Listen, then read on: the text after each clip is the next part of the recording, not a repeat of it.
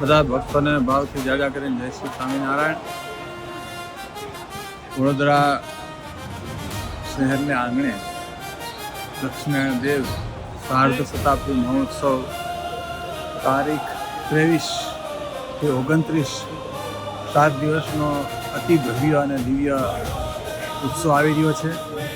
વડતાલ સંસ્થા દ્વારા સમગ્ર સ્વામિનારાયણ સંપ્રદાય દ્વારા બધાને આમંત્રણ પાઠવીએ છીએ કે આ ગોપાળાનંદ સ્વામીની જે કર્મભૂમિ, જ્યાં ગોપાળાનંદ સ્વામીનો સાક્ષાત પ્રતાપ છે, ત્યાં મહારાજે પણ બહુ પરચા આપ્યા છે, ભગવાન પણ બહુ રિયાલા છે, મુક્તાનંદ સ્વામીએ પણ ત્યાં સભા જીતી છે.